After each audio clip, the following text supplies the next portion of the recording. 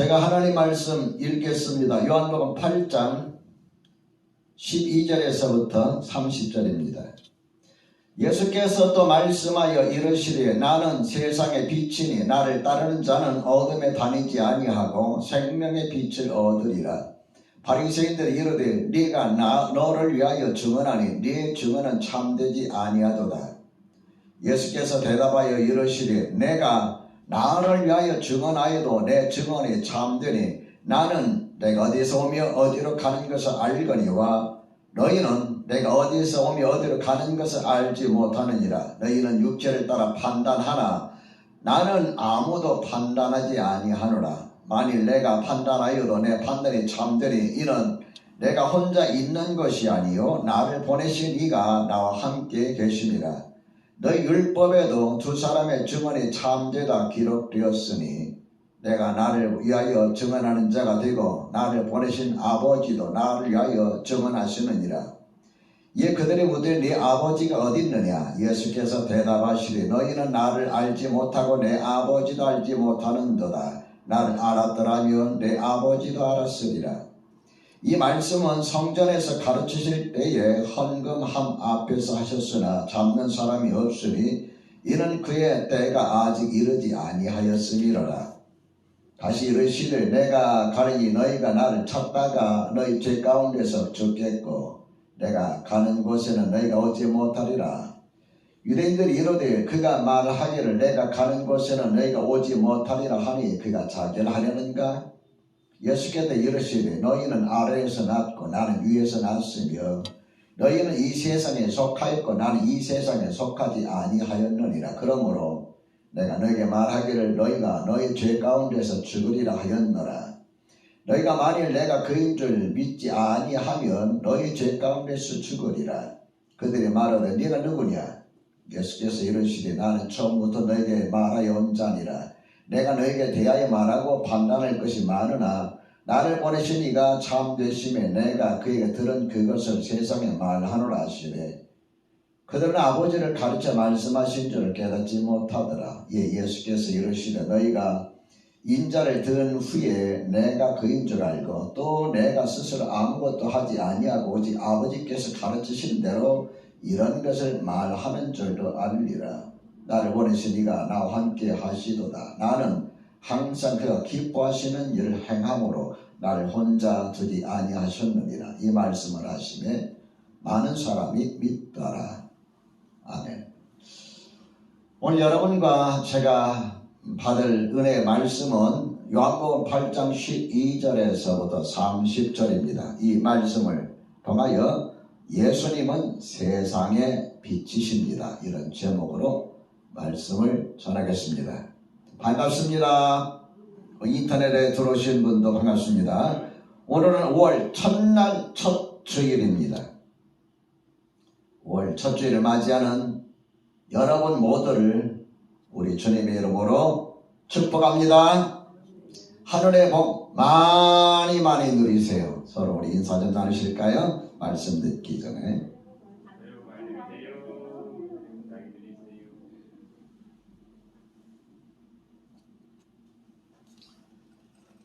지난 주간부터 새벽기도, 평상시 새벽기도회를 온라인으로 전환하였습니다.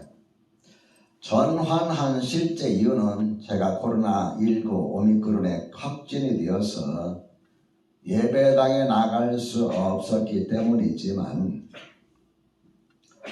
사실 제가 새벽 기도 때문에 고민을 많이 했습니다. 왜냐하면 예배당에서 인도하는 새벽 기도에 참여하시는 분이 너무너무 적었기 때문입니다. 그래도 저는 오랜 목회 전통을 따라서 예배당에서 새벽 기도를 인도하려고 애써왔습니다. 이번 사건을 통해서 온라인으로 한 주간 동안 평상시 새벽 기도회를 인도해 보니까 참여하시는 분이 예상외로 많아서 제가 조금 놀랐습니다. 많이 놀라진 않고 조금 놀랐습니다. 여러분이 특별히 작정하고 새벽기도 하면은 그때만 열심히 참석하시는 줄 알았는데 평소 새벽기도에 이렇게 참석하시는 것을 보면서 예배당에서 새벽기도 하는 것만을 고집해서는 안 되겠다. 그래서 온라인으로 새벽기도를 인도하면서 한 분이라도 더 하나님 앞에 가까이 나갈 수 있도록 돕는 것이 오히려 더 효과적이겠다 이런 생각이 들어서 제가 이번 주에도 계속해서 온라인으로 앞으로도 그렇게 할 작정입니다. 어때요? 여러분 새벽에 온라인으로 들어와서 같이 예배하고 여러분 일상을 시작하니까 좋으신가요? 좋으시면은 거기다가 표시를 아멘 하고 하세요. 별로입니다 하면 안 하셔도 되고요. 새벽마다 찬송과 말씀과 기도로 시작하시는 여러분의 하루가 되시기를 우리 주님의 이름으로 축원합니다. 새벽 기도를 통해서 여러분과 제가 새 힘을 얻고 또 때때로 주시는 주님의 은혜 가운데서 우리가 위로도 받고 때때로 주시는 그 응답을 통해서 하나님을 경험하시는 그러한 시간이 되시기를 다시 한번 주님의 이름으로 축원합니다. 오늘 하나님께서 여러분과 저에게 세 가지 메시지를 주시는데 그중에 첫 번째는 예수님은 세상의 참 빛이라고 하십니다. 오늘 말씀 가운데 12절의 말씀을 한번 볼까요? 12절에 예수께서 또 말씀하여 이르시되 나는 세상의 빛이니 나는 세상의 빛이니. 여러분 예수님을 따라다녔던 제자 가운데 사도 요한은 다른 제자보다 좀 사랑을 많이 받았던 것 같아요. 그리고 사도들 가운데 가장 오래 100세 가까이 살지 않았나 이렇게 추측을 합니다. 이 사도 요한이 예수님을 가장 가까이에서 예수님을 사랑을 받으면서 다른 사도들도 오랫동안 살지 않냐고 순교하고 이렇게 돌아가셨는데도 100세 가까이 살면서 예수님에 대해서 묵상하고 예수님에 대해서 기록할 때에 예수님을 소개하고 싶었던, 예수님이 어떤 분인가 하고 소개하고 싶었을 때에 예수님과 관련되어서 사용했던 단어 가운데 하나가 바로 빛이라는 단어입니다. 빛. 이 빛이라는 단어가 요한복음에서만 무려 16번을 사용하고 있어요. 그리고 사도 요한이 기록한 요한 1서에서는 5번, 그러니까 21번씩이나 빛이라는 단어를 예수님과 하나님과 연관시켜서 사용하고 있다 하는 것을 여러분이 참고하시면 되겠습니다. 사도 요한이 예수님을 소개할 때 제일 먼저 예수님에 대해서 하고 싶었던 이야기가 뭐냐면은 태초에 말씀이 계시니라. 이 말씀이 하나님과 우리와 함께 계셨으니 이 말씀은 곧 하나님이시라. 그가 태초에 하나님과 함께 계셨고 말씀이라고 하는데 1장 16절에 말씀이 육신이 되어 우리 가운데 거하심에 이 말씀은 곧 우리처럼 몸을 입으시기 전에 예수님을 표현하는 단어구나 하는 걸 알 수가 있어요. 그가 태초에 하나님과 함께 계셨고 만물이 그로 말미암아 지은 바 되었으니 지은 것이 하나도 예수님으로 말미암아 지었지 않은 것이 없다고 그랬어요. 그러면서 1장 4절에 그 안에 생명이 있었으니 이 생명은 사람들의 빛이라. 빛이라는 단어가 처음으로 나옵니다. 사람들의 빛이라. 빛이 어둠에 빛이니 어둠이 깨닫지 못하니라. 예수님을 빛이라, 생명의 빛이라, 사람을 비추는 생명의 빛이라라고 소개하고 있어요. 요한일서 1장 5절에 보면은 우리가 그에게서 듣고 너에게 전하는 소식은 이것이니 곧 하나님은 따라서 합시다. 빛이시라. 집에 계시는 분 하나님은 무엇이라고요? 빛이시라. 그에게는 어둠이 조금도 없으시니라. 빛과 반대되는 단어가 여러분 뭐지요? 요한일서 1장 5절에 보면은 또 요한복음 1장에 보면은 어둠이에요. 반대되는 단어, 대조되는 단어, 어둠이에요. 그러면 여러분 예수님을 빛으로 표현한 이유가 뭘까요? 빛의 특징은 에베소 5장 9절에 보면 모든 착함, 모든 선함 그 말이죠. 그 다음에 의로움, 정의, 공의, 그 다음에 진실함, 진실, 빛의 특징을 모든 착함과 의로움과 진실함이다. 그러니까 예수님이 어떤 분인가 그분의 인격적인 특성을 우리에게 말해주면서 예수님은 어둠 가운데 있는 우리에게 빛을 비춰주시는데 그 빛에는 뭐가 있냐면 생명이 있다. 그래서 요한복음 1장 12절에 보면 예수님을 영접하는 자는 하나님의 자녀가 돼요. 하나님의 자녀가 돼요. 권세, 하나님의 자녀의 특권을 얻게 돼요. 그 특권을 얻는 자에게는 바로 빛이 비춰지는데 모든 착함과 의로움과 진실함이라 이렇게 말씀하고 있습니다. 여러분과 나를 빛 가운데로 인도하시는 분은 오직 예수님인 것을 확신하시기 바랍니다. 두 번째로 예수님은 어둠을 밝게 비춰주시는 분이십니다. 여러분 어둠은 무엇을 의미할까요? 어둠 21절의 말씀 보면 너의 죄 가운데서 죽겠고라는 말씀이 나오고 24절에서도 또 같은 말씀을 하고 계세요. 그러니까 어둠은 뭘 말하느냐면 죄를 말합니다. 죄. 예수님은 죄 많은 이 세상을 밝게 비춰주시기 위해서 오셨다. 그 밝게 비춰주시는 방법이 뭐냐? 28절에 너희가 인자를 든 후에 그인 줄 알라. 인자를 든다는 것은 십자가에 달리시는 걸 말합니다. 예수님께서 이 땅에 오셔서 십자가에 달리시고 십자가에 달리시면서 여러분과 나의 죄값을 지불하시고 여러분과 나를 죄와 사망의 권세에서 벗어나게 해주시는 그것이 바로 어둠 가운데서 벗어나게 해주시는 것이라는 말씀이죠. 그래서 여러분과 저에게 영원한 생명을 주시고 영원한 하나님의 나라로 이끌어 주시는 것, 그것이 바로 예수님께서 하시는 일입니다. 여러분 빛이 얼마나 중요한가 여러분 한번 경험해 본 적이 있으십니까? 빛이 얼마나 중요한지 제가 예전에 제 간증을 드린 기억이 납니다만 제가 처음에 신학부 1학년 다니면서 그냥 너무 과감하게 용감하게 개척을 시작했어요. 도움도 없는 그런 상태에서 학교는 다녀야 되고 학비는 내야 되고 학교 다니면서 교통비도 내야 되고 그런데 교회는 개척을 했으니까 우리 사모님하고 또 우리 친제 집사님 두어 살 그 다음에 우리 신혜 집사님은 어머니 뱃속에 그러니까 아무도 없어요. 교인들이 한두 명 전도해서 이제 나오는 거였어요. 그러니까 헌금을 해도 그 헌금이 어디서 나올까요? 우리 사모님이 주머니에서 제 주머니에서. 그럼 헌금 나오면 헌금 또 어디로 들어갈까요? 교회를 운영해야 되니까 바로 월세로 나가는 거예요. 그래 얼마나 힘들었겠어요.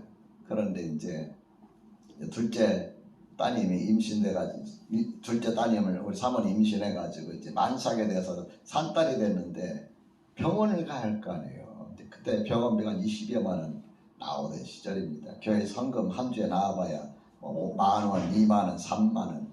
근데 그 주간 제가 병원비를 마련하기 위해서 이제 시골을 내려가려고 하는데 12,600원인가 16,000원 얼마가 나왔어요. 그래 아무리 생각해봐도 저를 도와줄 사람이 없어요. 어디로 갈까 하다가 제가 그 개척하기 전에 교회에 집사님 한 분이 서울에 살다가 부도 나가지고 지방으로 내려가셨는데 부산으로 내려가셨어요. 그래서 그 집사님에게 내가 그래도 도움의 손길을 던져보면 한 몇만 원이라도 주겠지 해가지고 헌금 나온 그 가지고 이제 차비에서 부산까지가 차비 5,000원이에요. 고속도로비가.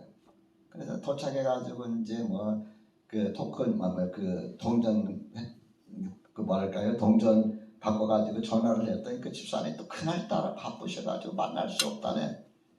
그러면 만날 수 없으면은 그 다음날 만나야 되는데 제가 그 다음날 만날 수 있는 형편이 안 돼. 왜 그러냐면 여관비가 있어야 되잖아요. 몇만 원. 밥 사 먹어야 하잖아요. 밥 안 사 먹어도 잠은 잘 거 아닙니까? 그래서 할 수 없어서 그 집사님 만나는 걸 포기하고 부산에서 전주로 가는 고속버스를 타니까 단 5천 원 돼요.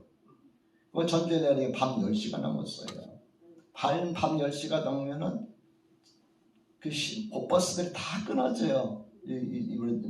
그 지방으로 시골로 가는 버스들이. 그래서 어떻게 합니까? 결국은 전주역에서 잠자다가 안 돼서 힘들어가지고 고속버스 터미널 일반 버스 터미널 가니까 버스는 다 끊어졌고, 그래서 야 이거 너무 힘들어서 어떻게 하지? 목은 마렵고 그래서 또 뭐 매점에 가서 사이다도 한 잔 사서 마시면 이제 뭐 돈도 다 떨어졌어요.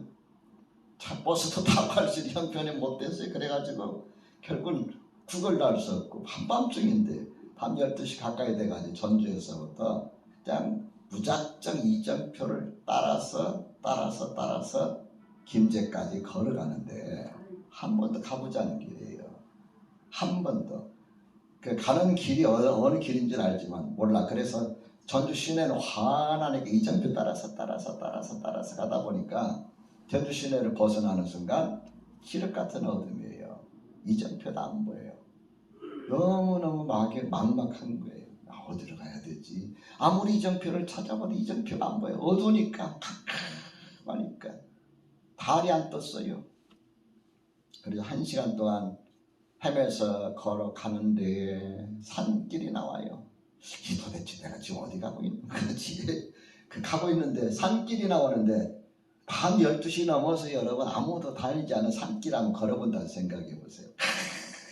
카메라 가끔 가다가 그 짐승 소리만 나고 후닥후닥 짐승도 나보고 놀래버리고 놀래서 도망가고 뭐 그런 상황인데 1시 넘어서 2시쯤 되니까 구름이 걷히면서 달이 쫙 떠오르는 거예요.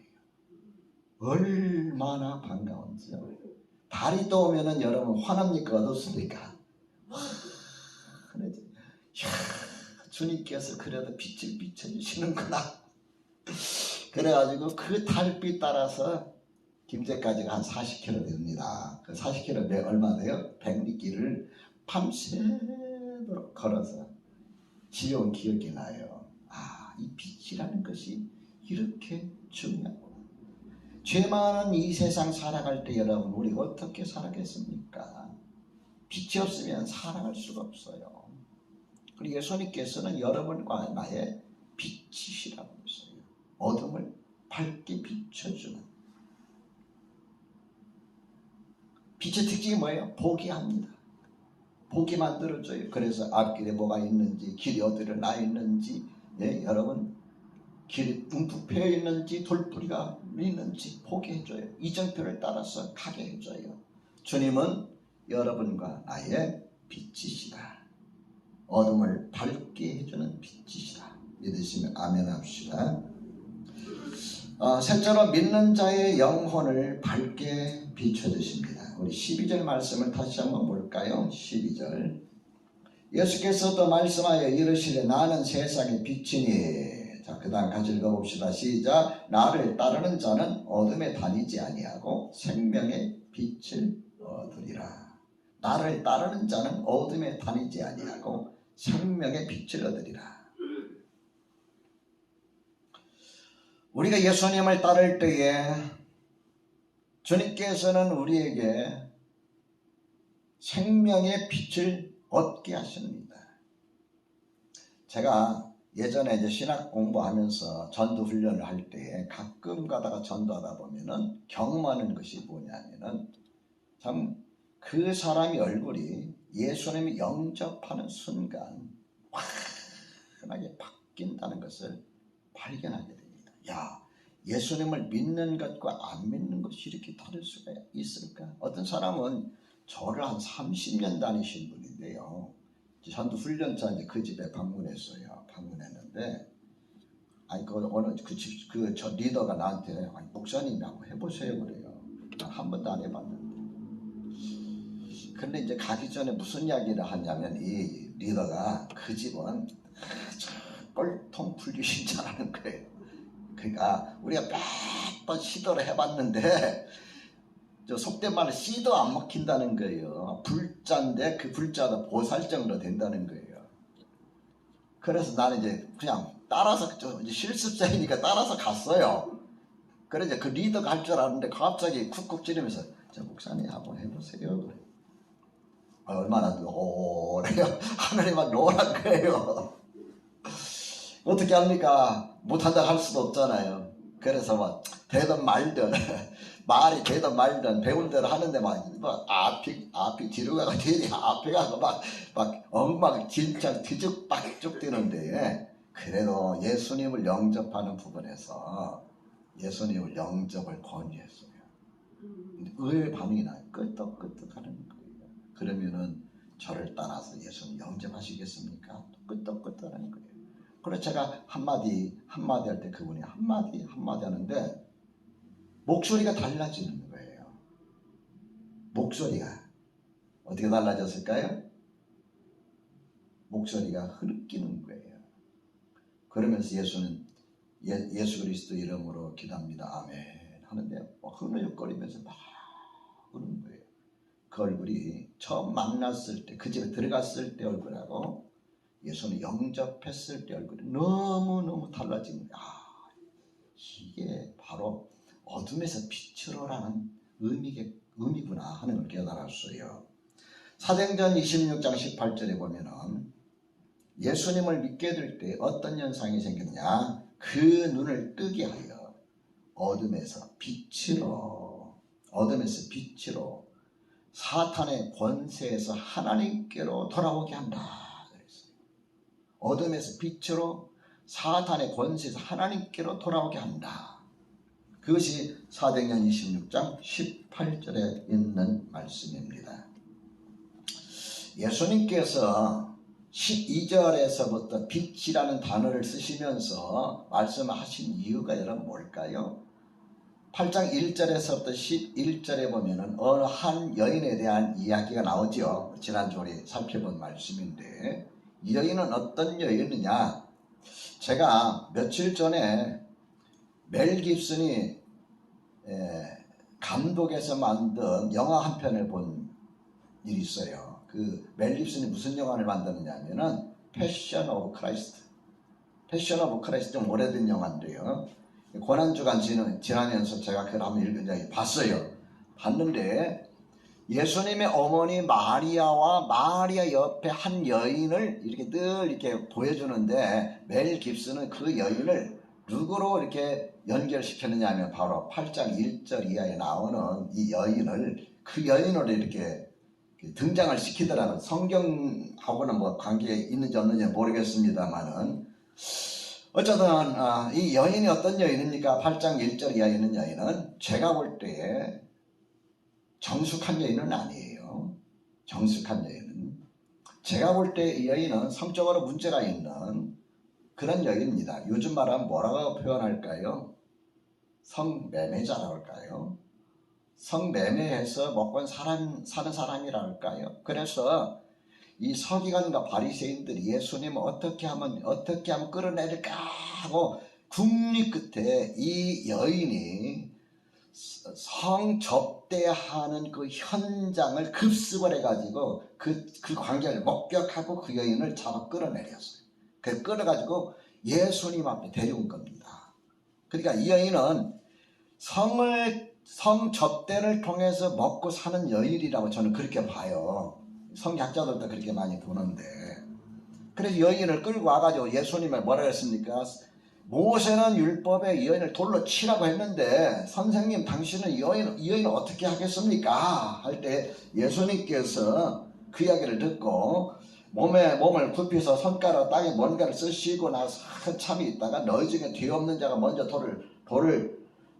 돌로 치라 말씀하시고 다시 몸을 굽혀서 땅바닥에 뭔가 쓰실 때에 어른으로부터 십자가의 젊은이까지 양심의 가책을 받고 다 돌아갔다. 지난주 설교한 내용이지요. 죄 없는 자가 먼저 돌로 치라. 이 여인이 주님께 이렇게 끌려 나온 것은 예수님께서 끌려 나오는 것이 아니라 현장을 덮쳐가지고 그 현장에서 바리새인과 서기관들이 끌고 나올 정도로 이 여인은 그 삶이 정수가지가 못했다 그 말이에요. 성적으로 문란했다 그 말이에요. 사람들이 그를 정죄하려고 했지만 예수님께서 죄 없는 자가 먼저 돌로 치라고 말씀하셨을 때에 어른으로부터 시작해서 젊으니까지 다 하나씩 하고 예수님과 그 여인만 있었어요. 그때 예수님께서 뭐라고 말씀하셨느냐면 여자여 너를 고발하던 그대 어디 있느냐 너를 정죄한 자가 없느냐 없습니다. 나도 너를 정죄하지 아니하노니 가서 다시는 죄를 범하지 말라 라고 말씀하시고 12절로 가면은 예수께서 또 말씀하여 라고 합니다. 그러니까 예수님은 어떤 분이세요? 이렇게 어둠 속에서 범죄 속에서 그걸로 먹고 사는 사람이라 할지라도 예수님은 그런 사람에게도 빛을 비춰주시는 생명의 빛을 비춰주시는 다시는 가서 죄를 범하지 말라고 하시면서 그에게 새로운 삶을 주고 생명의 빛을 비춰주시는 분이시다 하는 것을 우리가 볼 수가 있습니다. 여러분 예수님은 어떤 분이실까요? 아무리 죄악 가운데 있는 자랄지라도 그 영혼의 빛을 밝게 비춰주시고 새 삶을 살게 해주시는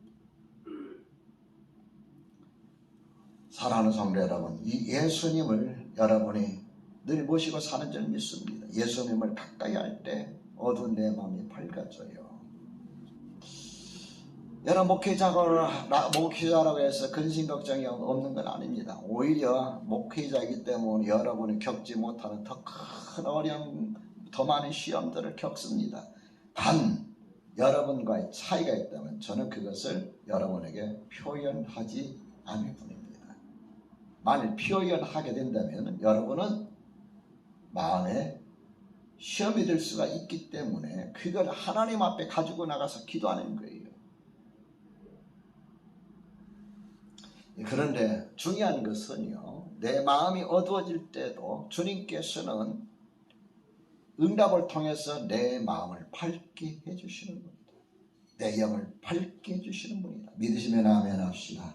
그러므로 여러분이 살면서 예수 그리스도를 통해서 영혼의 구원을 얻었지만은 살아가면서 당하는 여러 가지 많은 시련과 아픔과 어려움과 고난들, 모든 것들, 내 마음을 어둡게 하는 것들, 나를 우울하게 만드는 것들, 나를 두렵게 하는 것들, 이것들이 여러분 나를 우울하게 만드는 것이 깊어지면 병이 드는데 그 병이 뭐예요? 우울증입니다. 나를 두렵게 하는 것들이 점점 커져가지고 나를 압박하면서 막 가슴이 조여오고 막 숨을 쉴 수가 없어요. 그런 상황이 오면 이거 무슨 병입니까? 공황장애입니다. 내가 다 해결하려고 하는 데서 오는 거예요. 주님은 이렇게 어두워진 우리 마음을 밝게 비춰주실 분이시다. 믿으시면 아멘 합시다. 그 주님께 여러분과 제가 한 주일 동안 기도하면서 맡기세요. 내 마음을 밝게 비춰주옵소서. 내 마음을 밝게 주옵소서. 내 인생을 밝게 주옵소서. 주님은 우리 영혼을 밝게 줄 뿐만 아니라 어두워진 내 마음까지도 밝게 비춰주시는 분, 그러한 분인 걸 기억하시고서 한 주간 빛 가운데로 행하시는 그런 삶을 살아가시길 주의 이름으로 축원합니다.